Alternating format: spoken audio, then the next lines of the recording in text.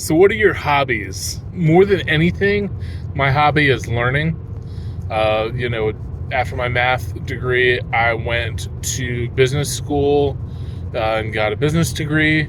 But I went in as for an undergrad business degree because it had been a long time since I'd been to school, and I didn't think I should, go right into a master's program.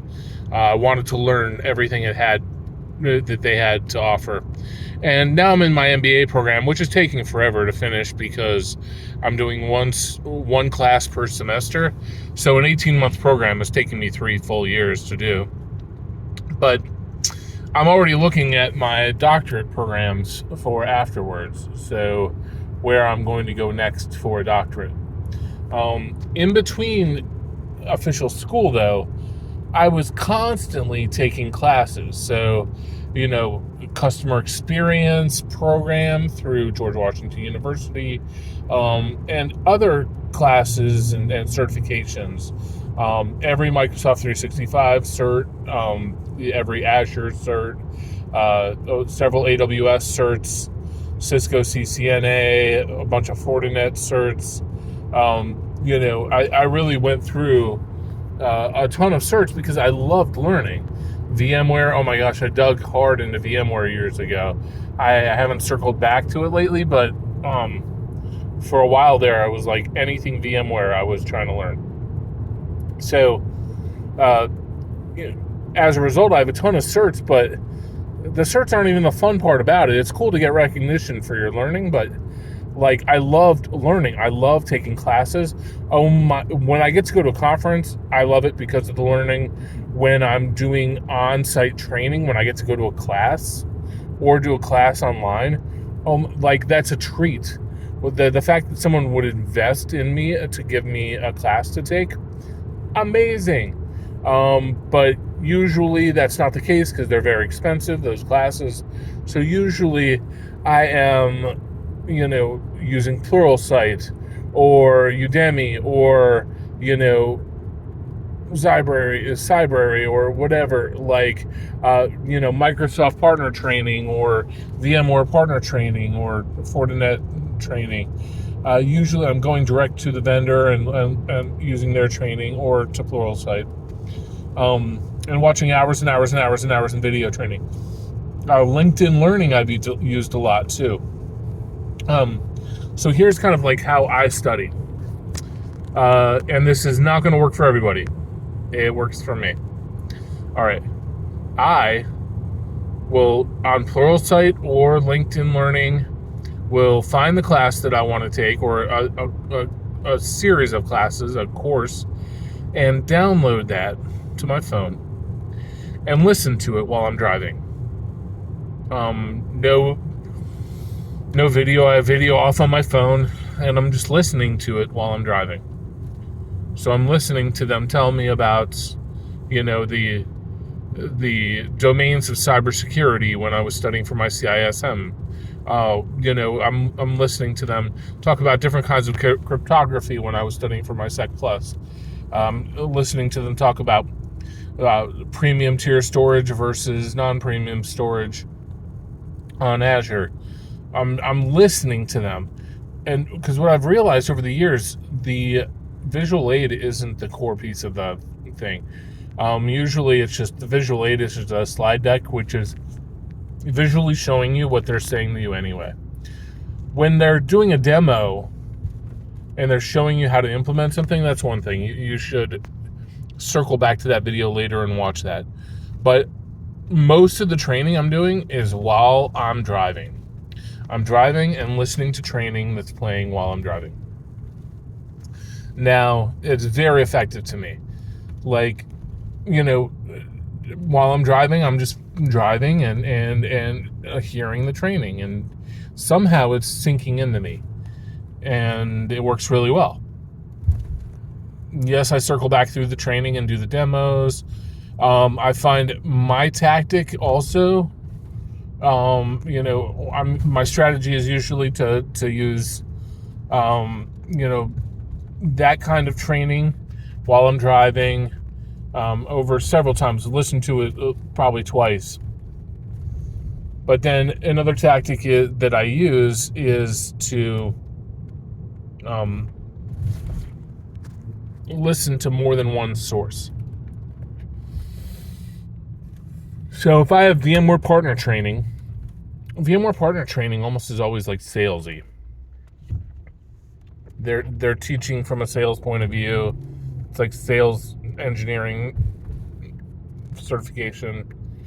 And even like the VMware like classes and the VM classes, they run through stuff so fast you can't learn it. Like, there's no way.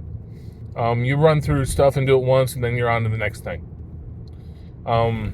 So I like to listen to different kinds of training. So I listen to Pluralsight and LinkedIn Learning and look at YouTubes and stuff around the same topic. Now, what's this kind of training called? It's self-directed learning. No one's telling me a study guide for this. No one's telling me, I mean, there is a study guide for the test usually where they're telling you what's exactly on it, but no one's telling me where to go and study. I am self-directed, looking for material on certain topics. I want to learn VMware vSAN. What do I need to read? What do I need to, let's read the VMware docs. Let's watch videos of people implementing it on YouTube. Let's watch people troubleshooting it on YouTube. Let's try implementing it with the VMware hands-on lab, etc. Like, to me, that's self-directed learning, shows that you want to learn it. But that's how I learn. I do that. I don't need, a boot camp. When I have people and I have employees all the time ask me for a boot camp, well, will you give me a boot camp for CISM or CISSP? No. You need to go and learn the material. Boot camp is just going to force feed the stuff into you, and you'll be able to spit it out on the exam, and you'll never remember anything afterwards. I'm not paying for boot camp for anybody for anything. They're a waste of money. You need to learn the material. The certification is just a validation of what you've learned. You need to learn the material. And you need to show hunger in actually learning it. And how do you get that hunger? Well, I mean, it's obviously got to come from in you.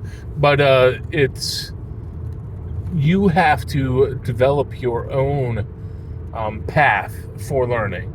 Say, I'm going to do the, Azure Architect, and then I'm going to go and focus on networking with Fortinet. And I'm going to get the NSE 4, let's say. And then you say, okay, for the NSE 4, I'm go through the Fortinet training. Then I'm going to go through these couple YouTubes of some guy who talked about his experience with it and talked about and showed how to configure stuff on his virtual firewall on his computer. I'm going to try downloading that virtual firewall and using it. I'm going to, watch a Pluralsight, whatever. You have to own your own learning. I hate it when people are looking for the easy way all the time.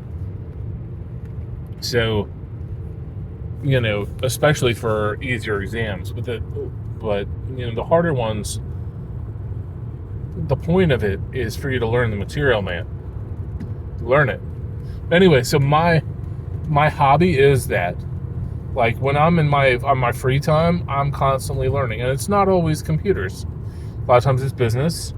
I'm really into sustainable building, and I'm really into permaculture. So, like, if you look at my YouTube history, which you can't, but my YouTube history is a lot of, like, how to build an earth chip and straw bale, houses and building with cob and rocket stoves and stuff like that. And so that's one of my hobbies. Another hobby is, another niche I like to learn about is, renewable energy. So it's like I'm constantly watching YouTubes on solar and hydroelectric and wind generators and how the wiring goes and the charge controllers and the battery setups and how to spec them out and design these. And then I also love to learn about space exploration, new changes in space tech, satellite companies, new startup space companies, SpaceX. I'm very interested in learning stuff like that. So learning is my biggest hobby. Usually when I'm sitting there and I look like I'm vegging out and just staring at my phone at home, I'm reading articles on stuff. It's like I'm actually actively trying to learn about something. So learning is definitely what I have a lust for.